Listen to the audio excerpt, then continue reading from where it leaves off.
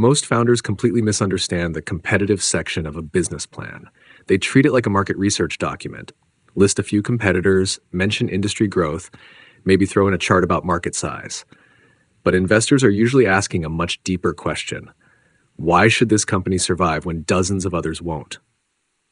That's really what Peter Thiel was getting at with the idea of going from 0 to 1. The companies that matter don't win crowded markets. They create positions so strong that competition becomes less relevant over time. And that changes how you write this entire section. The companion PDF is linked below if you want the deeper framework and examples behind everything we cover here. What we're really breaking down in this video is how to make your business plan sound believable, not just ambitious, because investors hear huge market opportunity all day long. What they remember is a company that understands exactly why it can dominate a very specific space. We'll look at monopoly framing, defensible moats, network effects, distribution advantages, and the one question that often reveals whether a startup actually has conviction behind it. And if this kind of breakdown is useful to you, subscribe and turn notifications on, because the next videos go much deeper into how real business systems compound over time. One of the biggest mistakes founders make is opening with, "It's a massive market." That sounds impressive at first, but it often signals the opposite of what investors want. In perfect competition, everyone fights for the same customers, margins shrink, and nobody becomes memorable. Monopoly framing works differently. Instead of saying you serve everyone, you define a niche so precisely that you can dominate it early. Facebook didn't begin as social media for the world. It started with Harvard students. Amazon didn't begin by selling everything. It started with books. The lesson is focus before expansion, and this leads directly into the next problem. Most competitive advantages are far weaker than founders think they are. Being slightly better is rarely enough. A 10% improvement can usually be copied. A 10x improvement changes user behavior completely. That's the difference investors pay attention to.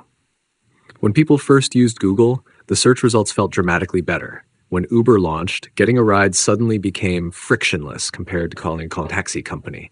Those weren't incremental upgrades. They changed expectations. And this is important. Patents alone don't create safety. Plenty of businesses hold patents and still lose. Investors care more about execution gaps. Systems, speed, infrastructure, and learning curves competitors can't easily replicate. If you've seen companies overestimate unique features before, I'd genuinely be curious what examples come to mind, because this is where many businesses quietly lose their edge. What makes a business truly dangerous is when the advantage compounds over time. Network effects are powerful because every new user improves the experience for everyone else. More Airbnb hosts attract more guests. More guests attract more hosts. The system strengthens itself. Then you have scale economies. The larger Amazon became, the cheaper and faster its logistics system got. Smaller competitors couldn't match those economics consistently. And data loops make this even stronger. More usage creates better insights, which improves the product, which attracts more users again. The dangerous part is that this compounding often looks slow in the beginning, until suddenly the gap becomes almost impossible to close. A lot of founders also underestimate softer advantages. Investors don't.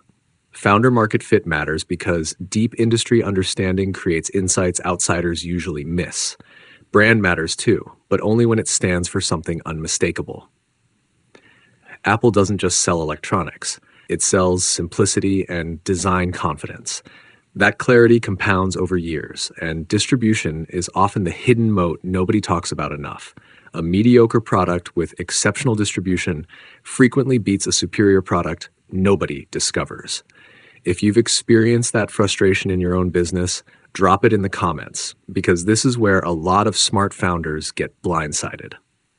Which brings us to the final question that ties all of this together. What secret do you know that others don't? Peter Thiel asks it this way: what important truth do very few people agree with you on? That question forces clarity.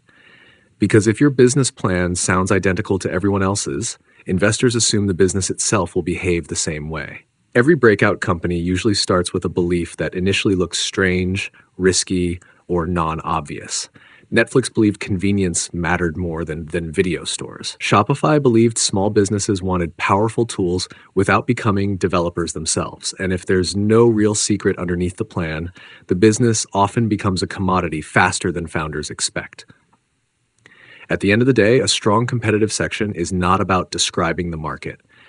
It's about proving why your company becomes difficult to replace. That's the real shift from 0 to 1. Subscribe if you want more breakdowns like this. And if you want the full framework behind everything we covered, including practical templates for writing your own competitive section, the PDF is linked below.